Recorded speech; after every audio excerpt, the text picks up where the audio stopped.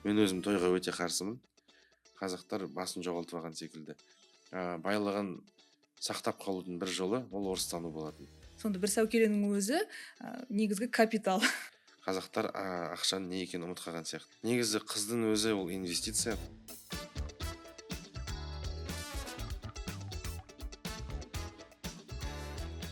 Баршаларыңызға сәлем, мен Күнекей Нұрлан, Business Insight подкастын тамашалап отырсыздар. Бүгін бізде ерекше тақырып кәсіп, байлық және де орта ғасырдағы қазақтардың КСРО-ға дейінгі және КСРО-дан кейінгі қазақ кәсіпкерлігінің байлыққа, ақшаға дейін көзқарасын бүгінгі біздің тарихшы, этноблогер Нұрқожа Ерсайынмен талқылаймыз. Нұрқожа, қош келіпсіз. Сәлеметсіз.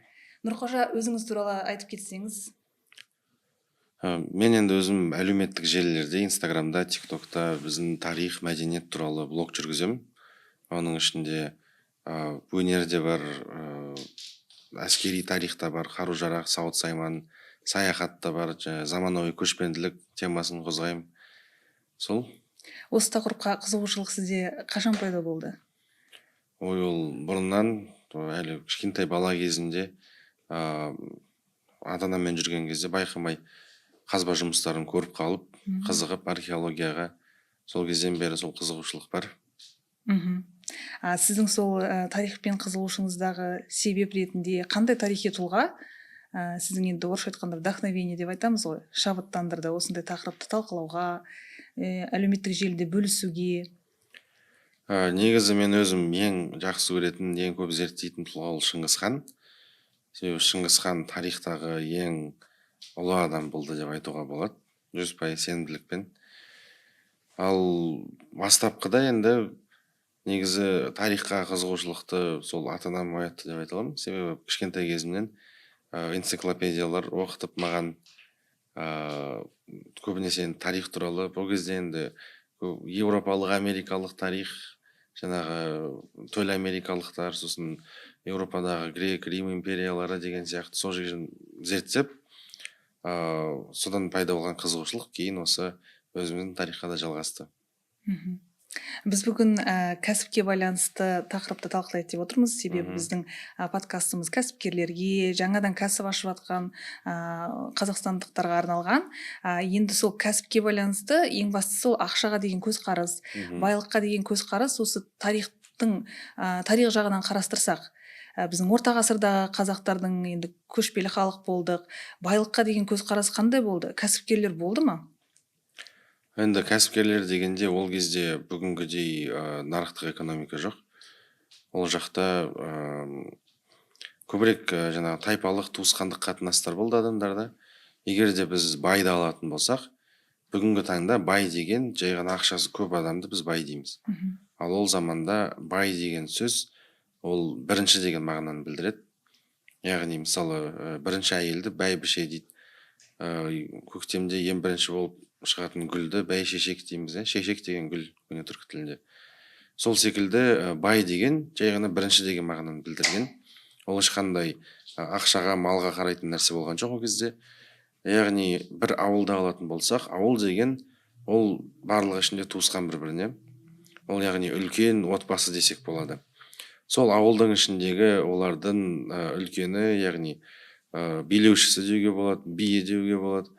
Ең бірінші негізгі адам бай деп аталатын болған. Ол әрине олардың ішіндегі ең ауқаттысы болады, жаңағындай бүкіл шешімдерді қабылдайды. Сол ауылдан қанша адам жорыққа аттанады, соны шешеді деген секілді сол адамды бай деп атаған. Және ол кезде менің затым деген түсінік болмайтын. Мысалы кезінде солтүстік Америкаға еуропалықтар келген кезде олар менікі деп көп сөйлейді. Сол кезде жаңағы үнді тайпалары түсінген жоқ екен концепцияны, менікі деген не нәрсе. Жеке меншік болған ғой олар. Сол кезде еуропалықтар таң қалған дейді, мына жақта менікі деген сөз жоқ екен. Бұл жерде кез келген зат ол бір тайпаға ғана тиесілі, яғни біздікі деген ғана ұғым бар. Сол секілді бізде де болған негізі. Жер болса, ол менің жерім деп ешкім айтылмаған. Ол нақты бір қоғамның, бір комьюнитидің жері болып саналады. Малы да солай. Бір отбасының малы деген сияқты, немесе бір ауылдың малы. Сондықтан ол кезде қазіргіндей қатты ондай байлық деген ұғым біздікімен ұқсас емес мүлде. Енді ол байлық институты бізде бұрыннан жалғасып келе жатып 20 ғасырда үзіліп кетті. Мысалы, егер де біз Европаны қарасақ, Жапонияны, Қытайды қарасақ, көптеген елдерде old money деген түсінік бар, яғни ескі ақша.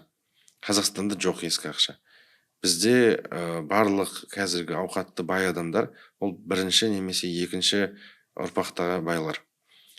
Неліктен жоқ? Себебі кеңес үкіметі келген кезде байлық ол халықтың ең үлкен дерті болып саналып, бүкіл байлыққа қатысты нәрселерді жоюға тырысқан. Тіпті бүркітшілерді де жойып тастады сол кезде, себебі Ресей империясында құспен аң аулайтындар тек қана дворяндар, ал бізде қарапайым аңшылардың өзінен бүркіттерін тартып алып өздерін қырған. Сол секілді тіпті бір 10 шақты малы бар адамдарды бай санап, олардың да малын тартып алған, ал негізінде жаңа 10-15 бас мал ол мүлде байлық емес, ол базовый минимум дейді ғой. Базовый минимум болған. Одан аз түссе, онда ол көшіп қонып жүре алмайды. Ол көшпенді бола алмайды, ол отырықшы болып егін егіп бастайтын болған. Сол секілді әртүрлі саясаттың арқасында, яғни кесірінен бізде байлық жойылды, байлық институт жойылды. Ақсүйектер жоқ, барлық қашып үлгергендері, яғни қашып демейміз, енді өзінің басқа жайлауына көшіп үлгергендер, жаңа Қытайға, Монғолияға, Иранға кеткендер, Түркияға кеткендер, олар байлығын сақтап қала алды. Егер былай қарайтын болсақ, негізі сол old money, текті бай дейміз, олар сол Қазақстанның сыртында қалып қойған әулеттер. Ал мына жақтағылары көбісі жойылып кеткен, немесе орыстанған. Орыстанған дегендер, ол мысалы қазір сіз алаш зиялыларының ұрпақтарын көретін болсаңыз, олар қазақ емес, олар орысша сөйлейді, орыс христиан дінін қабылдаған. Себебі ол кездегі байлығын сақтап қалудың бір жолы ол орыстану болатын. Яғни сол кездегі коммунистерге қосылып, одан бұрын Ресей империясының адамы болып, мундир киіп, медаль тағып, сөйтіп жүру, ол жаңағы байлығын сақтап, өзінің отбасының беделін сақтап қалудың бір амалы болатын. Сол кезде көп адамдар татардан, орыстан қыз алып үйленіп, олардың балалары орыстанып, сол Ресей империясының кейін коммунистердің жұмысын жасап жүрген адамдар, енді олардың балалары қазір орысша сөйлейтін сондай болып кеткен. Ал енді қарап отырсақ, бізде қазақ ертегілер бар ғой. Қалай ойлайсыз, ол жасанды ма, әлде бұрын сондай көзқарас болған ба? Мысалы, алдар көсе, байды алдап кетеді. Бай деген образ, мысалы, сол ертегілер, тіпті мультфильм, киноның негізінде, немесе ауыз әдебиетімен тараған қандай да бір ақпараттардың негізінде бай деген бұл бір зұлым сияқты, дүние мүлкін тартып алатын, сондай тіпті ақымақ ретінде образында көрсетеді. Алдар көсе деген адам тарихта бар болды ма, жоқ па, оны ешкім білмейді. Енді кіші жүздегілер бар дейді оны. Бірақ оның бүкіл сюжеттері 100% ойдан шығарылған. Қазақтар байды жаман қылып көрсету мүмкін емес. Себебі сіз мысалы өзіңіздің әкеңізді немесе атаңызды жаман дей алмайсыз ғой, ол сізден ештеңе тартып ала алмайды. Бәрімен айтқанда бір қоғамда өмір сүргендіктен бай ол кезде жаман кейіпкер бола алмаған ешқалай. Енді ол алдар көседегі байдың образы ол жаңағы коммунистердің салған образымен бірдей болып тұр. Яғни жаңағындай саран, біреуден тартып алып байыған, ешкімге бергісі келмейді, сондай зұлым кейіпкер ретінде көрсетіледі. Ол таза коммунистік идеология. Сол үшін алдар көсенің барлық сюжеттері сол кеңес одағының кезінде пайда болған нәрсе деп айта аламыз. Сол енді ол кезде байлар ондай болмаған негізінде. Біз егер байларды қарайтын болсақ, сол заманда олар керісінше сол халық үшін жұмыс істеп жүрген адамдар. Яғни халық дегенде ол өзінің үлкен отбасы ғой, сол отбасының ішінде ол старшина, яғни жаңағы биліктегі адам болып отырған. Ол өзінің отбасынан ештеңе тартып ала алмайды. Ол жерде оның заты ма, немесе оның ағасының заты ма, олардың бәрі бірге жайылып жүрген мал. Ол егерде бір нәрсе сатып алып, немесе біреуге көмектесіп инвестиция істейтін болса да, оның барлығы сол ортақ құрылтайда шешілетін нәрсе.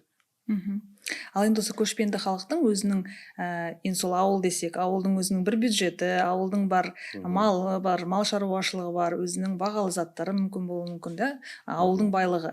Сол ауылдың байлығын ұйымдастыруда қандай да бір дағдылар қалыптасқан ба жоқ па сол кезде?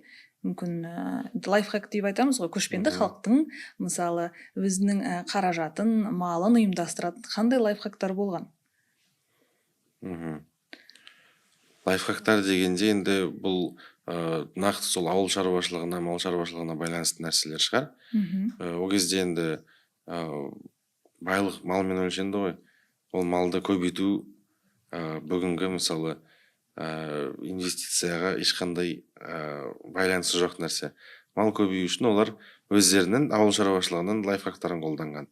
Мысалы өріс таңдау кезінде, көшіп қонатын кезде қай жердің шөбі жақсы, қай жердің ауа райы жақсы болады дегендей болжамдар жасап, солайдан көбейтуге тырысқан.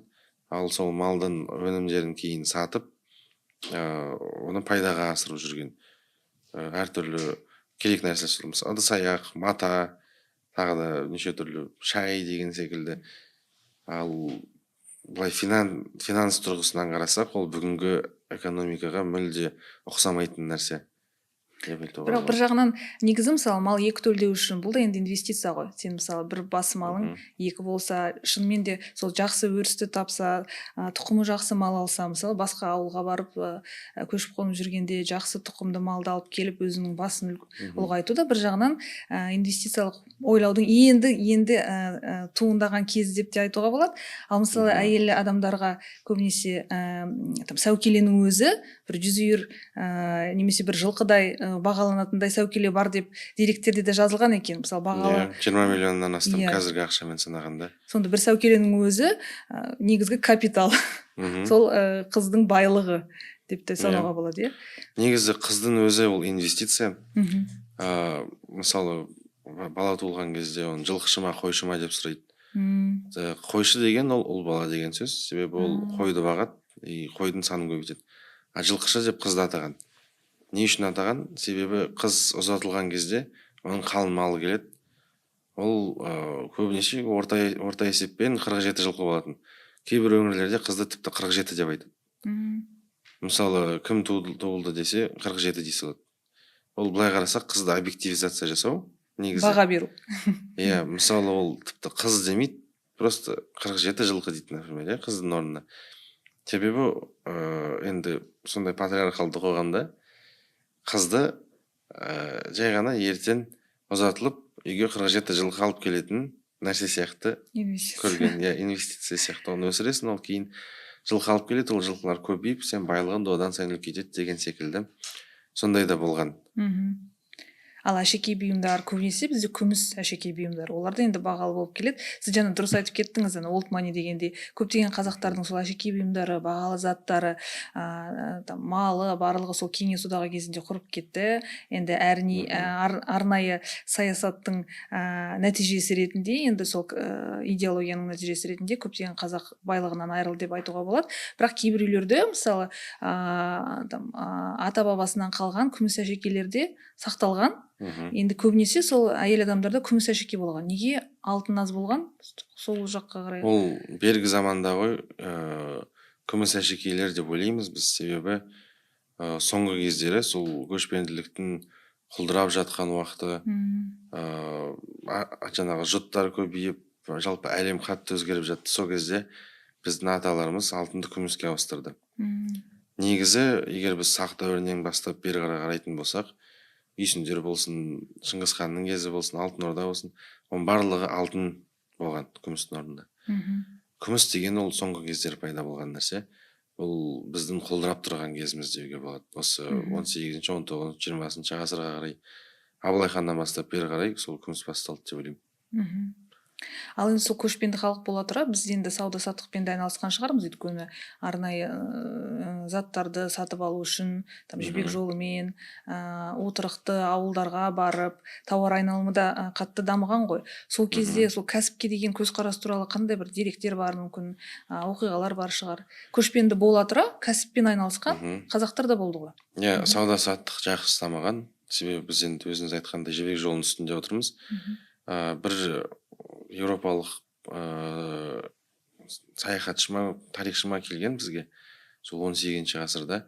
Сол жазып кеткен мынау қазақ қыздарының үстінде тіпті оңтүстік Америкадан келген әшекейлерді байқадым деп. Яғни ол кісі жаңағы оңтүстік Американы көріп әшекейлерді көргенде тура сол әшекейлерді біздің қыздардан көргенін жазып кеткен. Ол бар сол жазба дерек.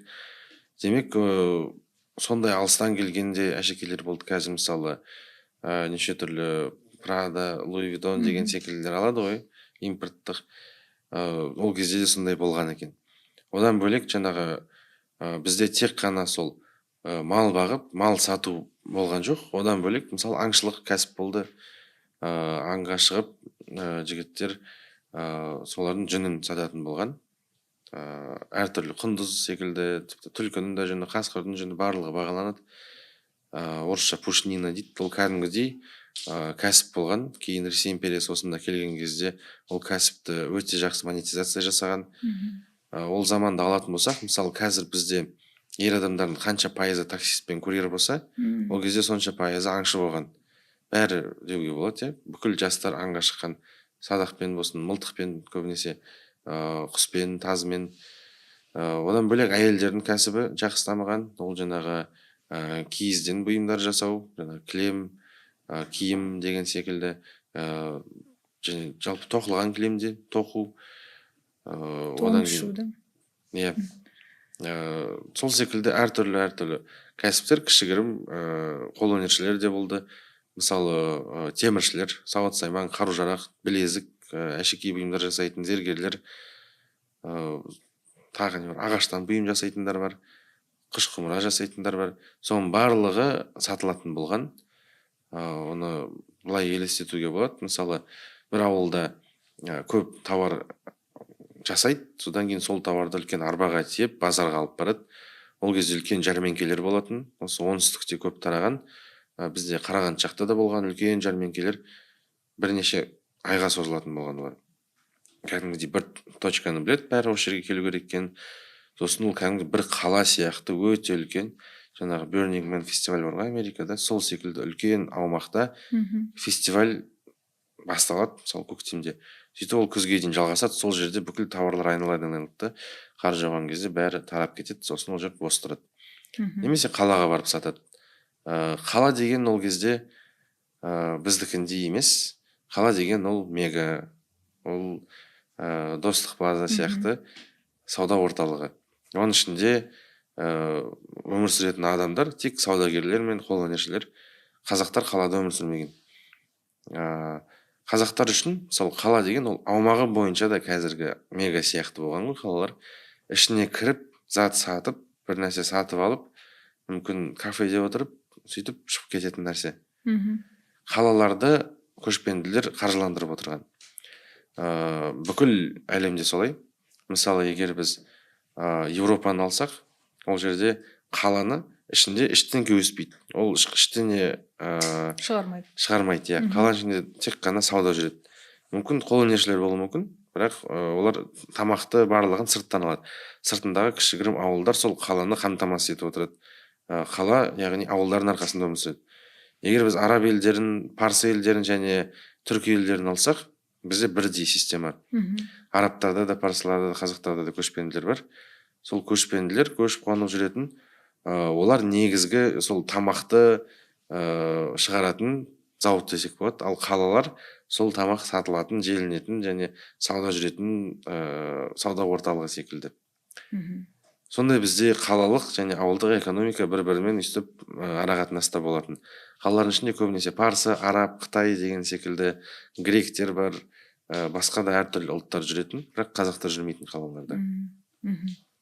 Ал енді сол КСРО-ға дейінгі тағы да ғасырды талқылап өтсек, бізде отбасы дейміз ғой, ауыл бір үлкен отбасы. Оның ішінде бізде кәсіпкерлер де мысалы болды, сауда саттық жасайтын, ауыл шаруашылығымен айналысатын, малмен айналысатын, аңшылар да болды. Ал енді біздің осы шабуылдан қорғап қалатын, немесе шабуыл жасайтын, сол сіздің өзіңіз жақсы көретін батырларға келсек, ол батырлардың дүние мүлкі және олардың кейбір батырларды деректерге қарасақ, малы көп, бір ауыл бір батырдың қол астында дегенде деректер де бар ғой мысалы да. Өте ауқатты бай батыр. Кейбір айтады жоқ бұл ешқандай байлығы жоқ, жалғыз киіз үйі, қалғанын барға ауыл көмектеседі деп. Енді сол туралы айтып кетсеңіз. Батырлардың капиталы. Егер біз батырлар туралы айтатын болсақ, батыр деген ол феодал, қатты айтатын болсақ феодал деуге болады. Оны самураймен және Еуропадағы рыцарьмен салыстыруға болады. Батыр деген ол атақ, ол лауазым. Кез келген қолына қылыш ұстаған адам батыр болмайды. Батырды бай деп те айтуға болады, себебі батырлар оны қол астында үлкен жасағы болады. Жаңағы ондық па, жүздік немесе мыңдық, немесе тіпті 10 мыңдық жаңағы төмен қолбасшы болуы мүмкін. Батырлардың барлығы ол былай қарасақ генерал деуге болады да. Оның астында адамдары бар, оның өз ауылы бар, жаңағы бір үлкен қоғамға кәдімгідей басшы болып отырған адам. Егер де біз жауынгерлер туралы айтатын болсақ, жауынгер бұл жерде кез келген ер адам жауынгер болған. Ол бала кезінен қолына садақ ұстап өседі, немесе мылтық ұстап, себебі ол балаларды қой баққызады. Қой баққан кезде қасқырлардан қойды қорғау керек. Сол кезде ол ат үстінде шауып келе жатып атуды, күресуді, көптеген жауынгерге керек қасиеттерді үйреніп алады. Сол үшін бізде кез келген қой бағып өскен бала ол дайын тұрған жауынгер. И ол жауынгер басқа елдердегі тұрақты армиядан да мықты қасиеттері бар. Себебі ол сол ортада өскен адам. Сол үшін бізде тұрақты армия болған жоқ. Тұрақты армия болған жеке периодтар бар. Ғұндардың кезінде мысалы, немесе Шыңғыс хан кезінде жаугершілік заман болғандықтан тұрақты армияға ұқсас жүйе болды. Бірақ бізде нақты тек қана осы соғыспен айналысатын, әрдайым күн сайын жаттығып жүретін жауынгерлерден тұратын армия ол тарихтың басым бөлігінде болған жоқ. Ал батырлар, олар жаңағы соғыс заманнан бөлек бейбіт заманда олар политикалық жұмыстармен айналысқан. Қазіргі біздің депутат министрлер секілді. Олар сол ақсүйектер болып, жаңағындай ауылдың немесе бір қоғамның, рудың мәселелерін шешуге қатысып, құрылтайларға барып сөйтіп жүретін болған. Себебі біздің жерде, ұлы далада ең алдымен ақылдан бұрын, байлықтан бұрын күш бағаланады. Бізде күші бар адам, қуаты бар адам ол билікте болады әрдайым. Ол қазір де солай Қазақстанда.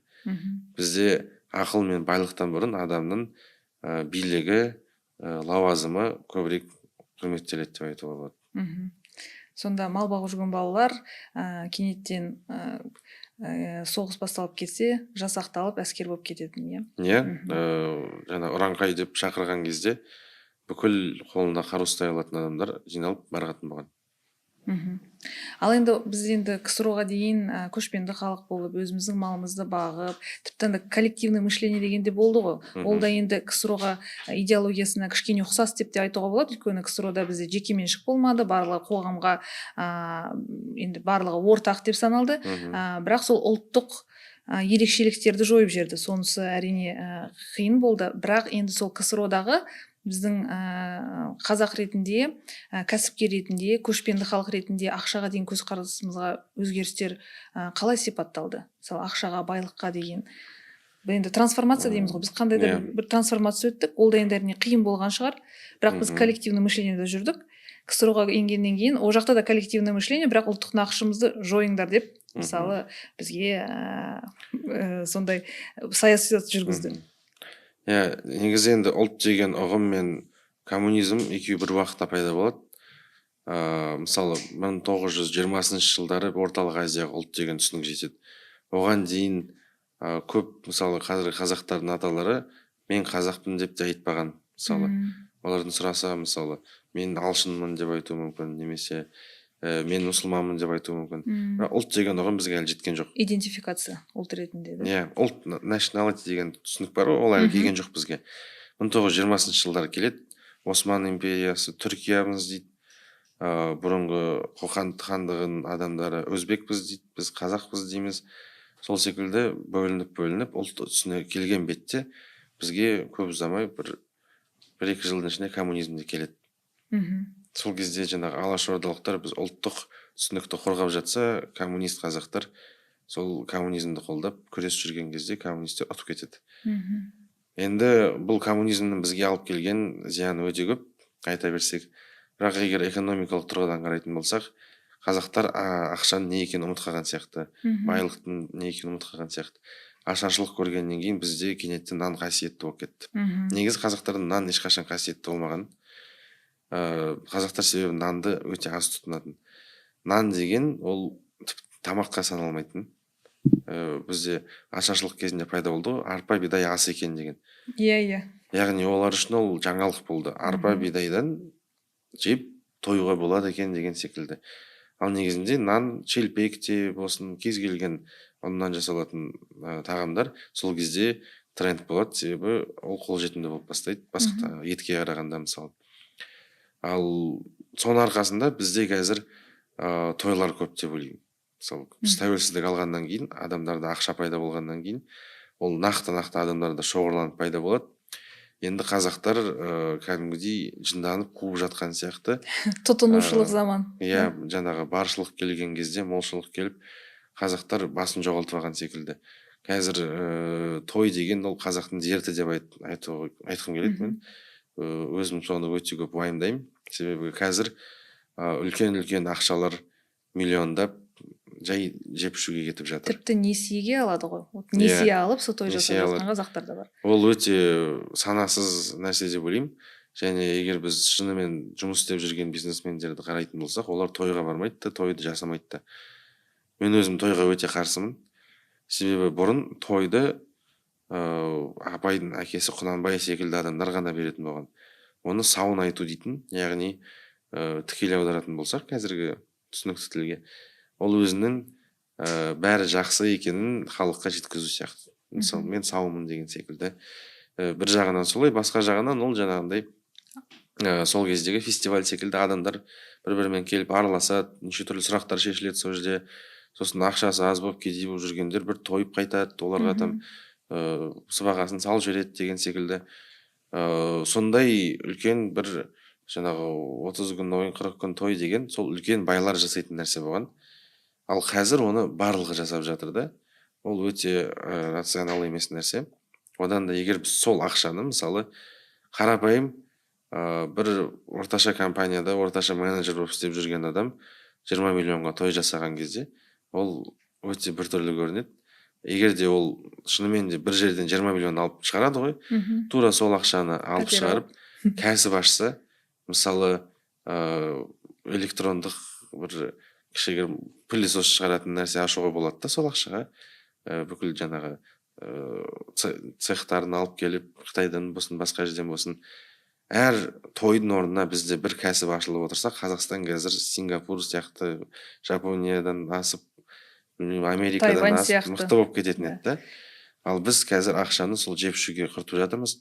Бірақ мен ойымша бұл сол травманың орнын жабу деп ойлаймын. Себебі жоқшылықтың. Біздің аталарымыз бен әкелеріміздің буыны, олар енді сол травманың реабилитациясын өтіп жатқан буын сияқты. Ал мысалы менің буыным, сол 2000 жылдан бастап туылғандар, олар бұл травма жоқ бізде. Біз бұлай орташа болсын, баршылықты өскен буынбыз.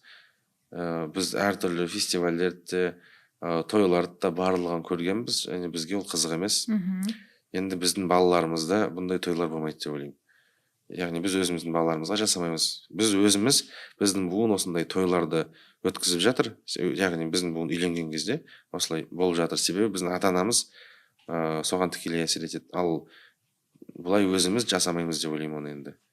Иә, әрине той мәдениеті дүркіреп жатқан заман осы 90-шы жылдар, жоқшылықты көріп, дефицитті көріп, ақша шынымен не екенін білмей, қаржылық сауат деңгейі төмен болып, енді қолға ақша түскеннен кейін, жоқшылықты көргеннен кейін, жаңа айтқанда реабилитация травма деген шынымен де бар. Бұл қаржылық мінез-құлық, финансовое поведение, орысша айтқанда, негізі өзінің эволюциясын өтеді. Біз қазақ халқы сол көшпенді халық ретінде өзіміздің қаржылық мінез-құлқымыз болды. Өте жақсы мінез-құлқымыз болды. Кейін КСРО-да қоғамда енді көптеген өзгерістер енгізгеннен кейін бұл қаржылық мінез құлқымыз қатты өзгеріп, бізде қаржылық жоспарлау, стратегиялық ойлау, ақша жинау, дүние мүлік алу деген мінез құлық дағды деградацияға түсті. Кейін енді нарықтық экономика ашқаннан кейін, қолға ақша түскеннен кейін барлық мемлекеттер 100 жыл бұрын басынан өтіп жатқан жағдайлардың барлығын қазақтар енді форсировать события деп айтады ғой, енді тұтынып, тұншығып, той жасап, ысырап жасап, әрбір балама бір пәтер деп, мысалы. Негізі көп жастар, сіздің буындарыңыз әрбір балаға пәтер алу, немесе бір 2 этажды коттедж алу, үлкен джип алу деген ұстанымдары жоқ. Бұл да енді өте жақсы, өйткені қаржылық тұрғыдан бұл өзінің бюджетіне қарай, тиімділігіне қарай, қажеттілігіне қарай жасаған шығындар деп санаймын. Бірақ өкінішке орай енді менің буыным осындай мега тұтыну этабынан, эволюциясынан өтіп жатыр деп айта аламын. Ал енді сол КСРО кезіне қайта оралсақ, ол кезде байлыққа, мысалы, кәсіп жасаймын деп ұмтылған, мысалы, қазақтарда болды ғой, енді тіпті енді қазақ емес, басқа да КСРО астында жүрген басқа мемлекеттерде кәсіп жасаймын деген адамға сен спекулянт, сен кәсіп жасамайсың, ақшаны ойлама, байлық жаман деген, мысалы, ұстанымдар болған. Оның барлығы сол кәсіпке деген бейім адамдардың, мысалы, олардың ұмтылысын өшіріп тастаған. Осыған енді қандай көзқарасыңыз бар? Бұның қандай кері әсерлері болды, және де осы қазақтардың кәсіпке деген бейімін қалай қайтадан жандандыруға болады? Ол кезде бүкіл компаниялар үкіметтік болды, және көп сол кезде жұмыс істеген адамдар өзінің кәсібінің жемісін көре алмады деп ойлаймын. Себебі біз коммунизмді білеміз, ол жаңағы еден жуушы мен бас директор екеуі бірдей адам деп қабылданады, екеуі бірдей табыста болады. Сол нәрсе негізі мотивацияны өте қатты төмендетеді деп ойлаймын. Адамдар баю үшін оларға мотивация керек қой, жаңағы көп жұмыс істесе, немесе дұрыс шешімдер қабылдаса, ол жаңағы өмір жағдайы жақсарып, жақсы өмір сүреді дегендей. Ал ол кезде көбірек ақша тапқандар ол сол жаңағы академикалық жолмен немесе саяси жолмен жүрген адамдар. Себебі оларда дұрыс адамдармен байланыстары болды. Ол кезде ақшан болсан да сен ештеңе сатып ала алмайсың, тек қана сол байланыстармен шешіледі.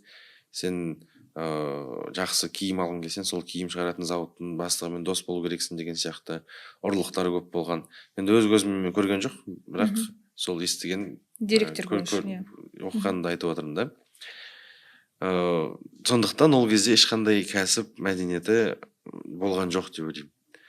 Енді 90-шы жылдары көп адам кенеттен байып кетті, бірақ олардың байып кеткені ол жаңағы еңбегінің арқасында емес, ол жақсы ақылды болған арқасында емес, ол пысық және сондай қу болған арқасында көп адам байды. Себебі приватизация болды ол кезде, немесе прихватизация дейді.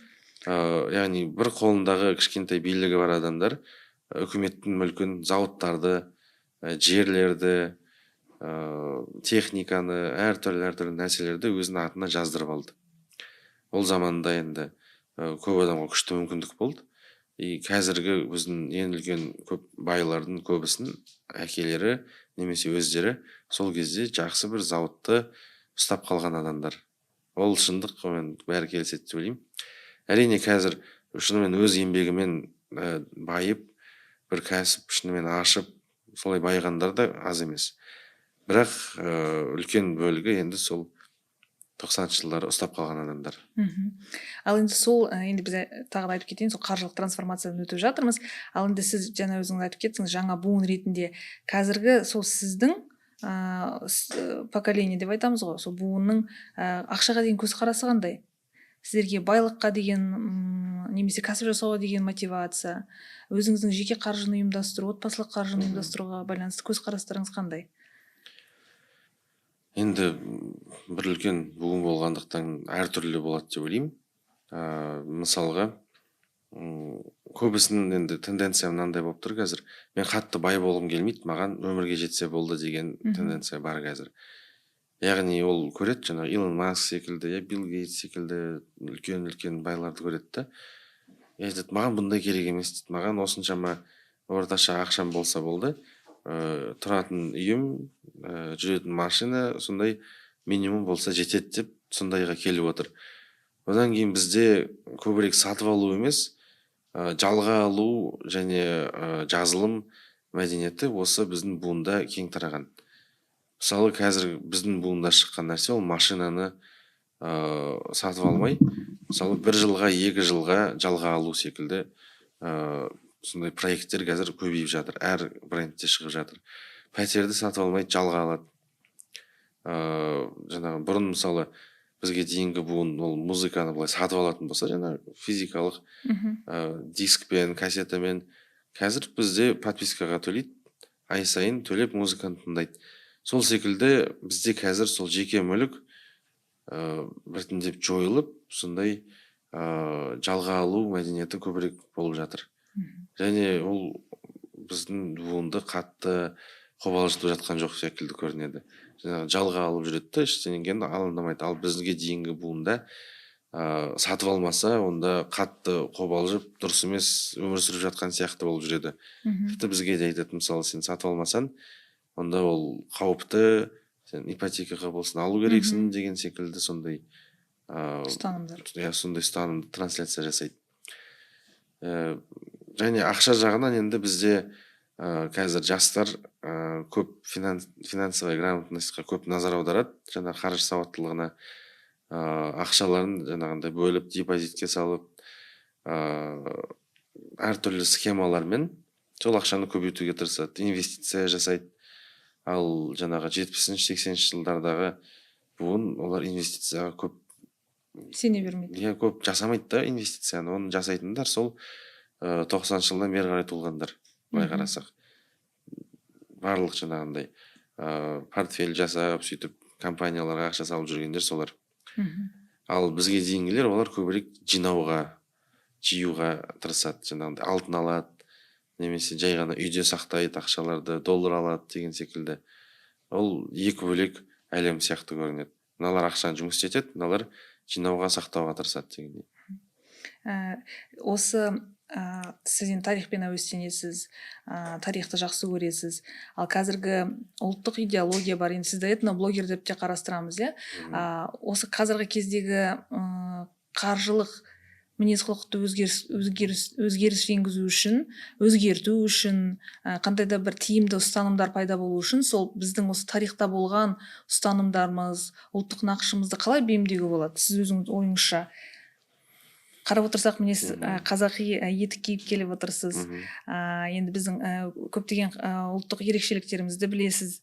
Оны заманауи нақышта жастарға насихаттау, немесе қолдану, өзіңіздің жеке өміріңізде бұрынғы қазақтың ұстанымдарын қолданасыз ба?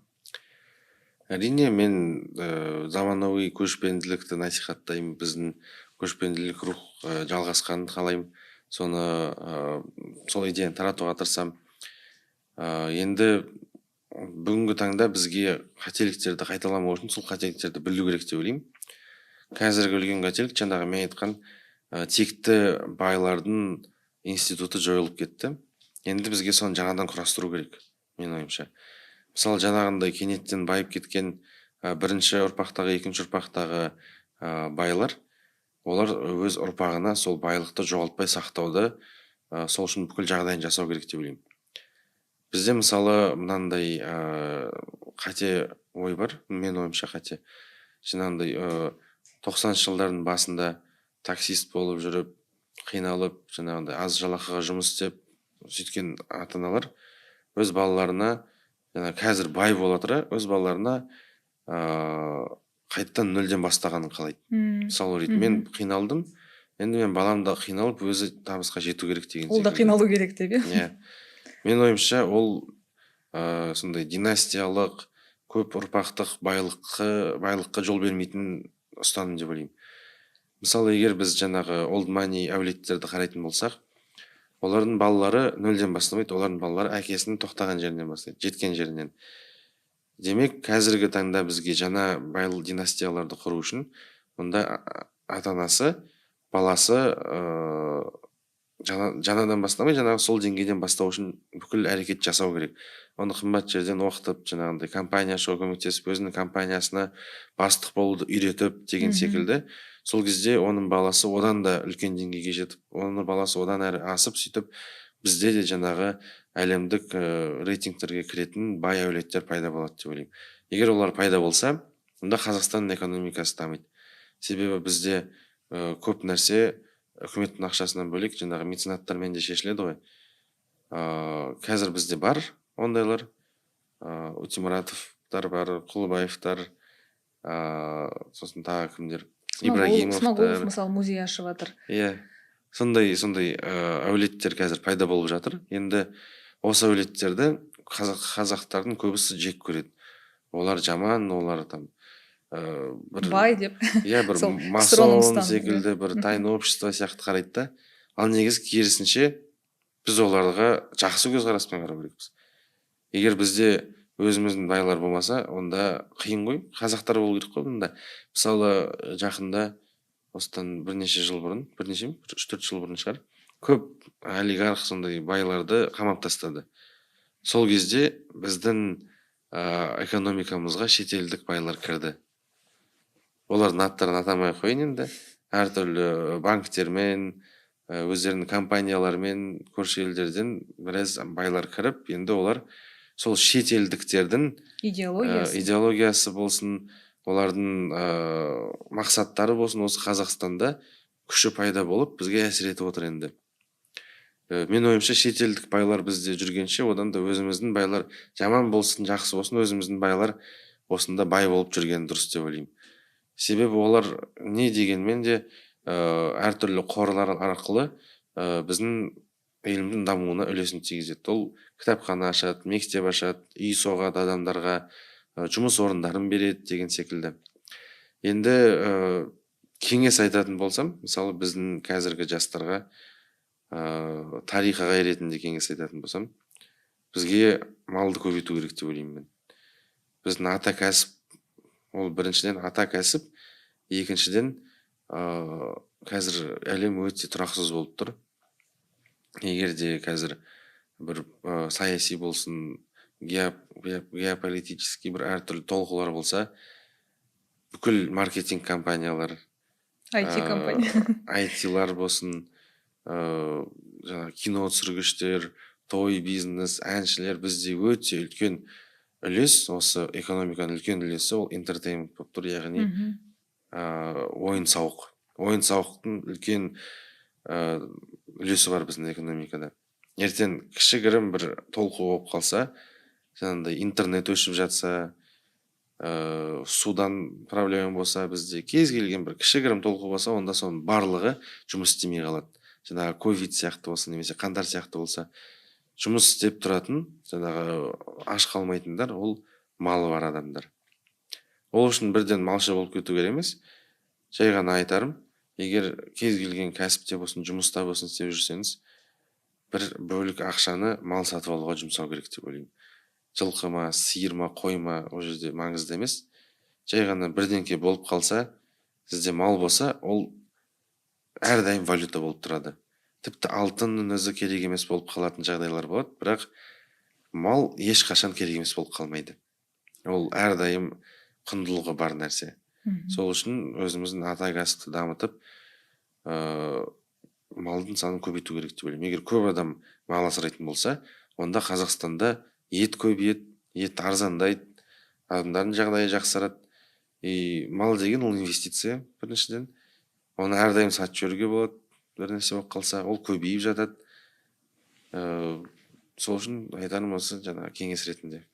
Енді көптеген негізі инвесторлар, тіпті Билл Гейтстің өзі айтқан болатын, келешекте біз тамаққа инвестиция жасауымыз керек деп. Өйткені біздің енді дүниежүзілік толқулар, оның барлығының нәтижесі ретінде көріп отырғандай, ең тұрақты сол тамақ тапшы болып қалуы мүмкін, су тапшы болып қалуы мүмкін. Және енді Қазақстан негізі аграрно ориентированный дейді ғой, ауыл шаруашылығына бейімделген мемлекет болғандықтан, бұл жерде әрине сізді толыққанды қолдаймын. Және де жаңа айтып кеткендей, енді өзім қаржыгер болғандықтан, қаржы кеңесшісі болғандықтан, осы old money дегендей сондай, енді бұл капиталистік саясат, бірақ оны қазақи дағдыдан ұлт ерекшелігін қолдана бір осындай өзіміздің байлыққа деген жақсы көзқарас, мотивация ретінде көзқарастың қалыптасу өте керемет деп ойлаймын. Және де көбінің осылай менің балам да қиналу керек, саған ешқандай мысалы капитал бермеймін деген ұстанымды да мен қолдамаймын. Бұл жағынан егер де бай одан да бай болып кетсе, әулеті ертең жақсы толыққанды дамыған үлкен бизнес ретінде болса, әрине бұл біздің экономикамызда және халыққа да жақсы болып келеді. Енді қазір біздің халқымыз толыққанды трансформация өтіп жатыр, қаржылық мінез-құлқы өзгеріп жатыр, идеологиямыз енді тұрақталып, түсінігіміз, рухани жаңғыру деген процестер қазір жүріп жатыр. Енді бұның нәтижесінде әрине қандай да бір тұрақты идеология болса, бұл да біздің экономикамызға тиімді әсерін тигізетіні анық. Иә, тиімді әсерін беретіні анық. Енді сол себепті қаржылық жағдайыңызды жақсарту барысында өзіңіздің жеке және отбасылық қаржыңызды ұйымдастыру бұл өте маңызды сала болып келеді. Нұрқожа, өте қызықты тақырыпты талқыладық бүгін. Енді осы тарихпен енді қызығушылық танып жатқан біздің қазақстандықтарға қандай кеңес бере аласыз? Неден бастау керек? Қай кітаптардан? Өйткені көбінесе кітаптар, деректер сіз білгендей КСРО-мен жазылған. Оның өзінің идеологиясы бар, оның өзінің ерекшеліктері бар. Енді сол қызығушылық танып жатқан жастарға айтатын кеңес өз буыныңызға. Енді бастап жатырмын дегендерге Ілияс Есенберлиннен бастауға болады деп ойлаймын. Ол енді көркем әдебиет болғанымен жалпы түсінік беретін кітаптар, жаңағы көшпенділер деген секілді және басқа да кітаптары. Ал енді сәл тереңірек оқимын деушілерге интернеттен жаңағы ғылыми жазбаларды қарап, мақалаларды оқып, немесе мен сияқты бұрынғы заманда осы жерге келіп кеткен саяхатшылардың жазбаларын оқуға болады. Әртүрлі саяхатшылар болды бізде, Қытайдан келген, Араб елінен немесе Еуропадан келген саяхатшылар, Ресей империясынан келген зерттеушілер, солардың жазып кеткен нәрсесі соны оқыған ең қызық. Себебі ол сол заманның блогері деп қарауға болады. Ол блогер келіп өзінің бүкіл көрген нәрсесін жазып кеткен болса, біз сол адаммен бірге сол жерге барып келгендей сезімде боламыз. Ол өте қызық нәрсе. Сөйтіп оққан не сияқты, машина времени сияқты жұмыс істейді. Ал идеология жағынан Санжар Керімбайдың кітаптары жақсы. Жаңағы мәдени майдан, ғылыми майдан деген секілді осы бертін заманның тарихын жақсы жазады ол кісі. Тағы не айтуға болады? Енді ең бастысы сол талдау жасап, салыстырмалы ақпаратты қарастырып, өзіңіздің көзқарасыңызды қалыптастырсаң, бұл да жақсы болып келеді. Критикалық ойлау. Иә, критикалық ойлау, фильтр жасау барлық ақпараттан. Иә, енді тарих зерттеген кезде міндетті түрде жалған ақпаратқа жолығады адамдар, себебі тарих деген ол өткен уақытқа шегіртілген саясат дейді. Сол бұрынғы заманның саясатын бізге қазір тарих қылып көрсетеді. Ол жерде пропаганда да көп, әртүрлі нұсқалар да көп, әртүрлі мемлекеттер тарихты әртүрлі айтады. Соның ішінде дұрысын табу ол кәдімгідей жұмыс. Бірақ сонда да одан ерінбей соған кірісу керек деп ойлаймын. Тіпті Питер Фостер бар, білесіз, сол Эйр Астананың экс-президенті дейміз ба. Ол кісі бір сұхбатында айтып кеткен екен. Одан сұрайды ғой осылай, әр кәсіпкерге қандай кеңес бере аласыз, қалай мықты лидер болуға болады дегенде, ол тарих оқыңдар деп жауап берді. Егер адам кәсіпкер болам, лидер болам, саясатқа кіресіз ба, кәсіп бастайсыз ба, кез келген нәрседе тарихты оқыған пайдалы және міндетті түрде оқу керек. Себебі бізге дейін келген адамдардың қандай қателік жібергенін қарамау, ол білмеймін, бір өте санасыз нәрсе сияқты. Қалай, мысалы, сен бір нәрсе бастап жатсың, саған дейін соны істеп көрген адамдар толып жатыр. Тәжірибесін қарау керек. Олардың тәжірибесін қарамай сен бастасаң, сен олардың тәжірибесін қайталайсың жаңағы. Олардың қателіктерін қайталайсың. Өз тарихын білмеген халық өз тарихын қайталайды дейді. Сол үшін қандай салада болсаңыз да тарих зерттеу пайдалы әрі маңызды деп ойлаймын. Нұрқожа, сіз өзіңіздің алдыңызда қандай жоспарлар бар? Әлеуметтік желіге байланысты, мүмкін зерттеу жұмыстары бар, немесе қандай да бір жоба бастағалы жатсыз ба? Мен енді жақында қазір өнер мектебін аштым. Бұл менің алғашқы осындай бір помещение алып жасап жатқан кәсібім. Оған дейін мен Алматыда 7 жыл тұрғанда көптеген медиа проекттер жасадым. Пиар жағынан, арнайы проекттер, үкіметпен байланысты көп сондай жұмыстар жасайтынмын, жаңағы нақты медиаға байланысты. Енді қазір кішкене саланы өзгертіп, сол ағартушылыққа ауысып жатырмын. Алдағы уақытта жоспарларым ішінде ол сол өскелең ұрпақпен, балалармен жұмыс істеу. Себебі біздің қазір әсіресе балалар ішінде ер балалар маған өте маңызды болып тұр. Біздің ұлдар қазір өте нәзік болып бара жатыр. Жылдан жылға қарасақ, жаңағы жауынгерлік рухы өшіп жатқан секілді көрінеді.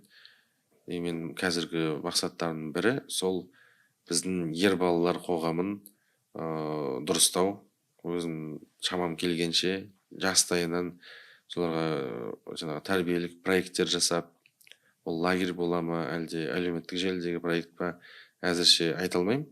Бірақ осы бар инструменттерді қолданып, осы біздің ер балалардың ішіндегі ерлікті, жауынгерлік рухты, жаңағы бір жағынан джентльмен болу үшін, басқа жағынан өз-өзін қорғай алатын, өз елін қорғай алатын азамат, және қолынан іс келетін азамат қылып өсіру біздің ұрпақты.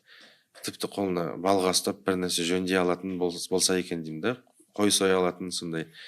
Біздің жаңа қазақи тәрбиеде ұрпақтарымыз өссе, мен өзімнің мақсатым орындалды деп санайтын едім. Керемет мақсат. Жобаңызға сәттілік тілейміз. Нұрқожа, бүгін сізді уақытыңызды бөліп келгеніңізге үлкен рахмет. Осымен біздің Business Insight подкастымыз аяқталды. Егер де ой пікірлеріңізбен бөліскіңіз келсе, подкастымызға қосылып, тіркеліп, комментарийға жазып кетіңіздер. Келесі кездескенше.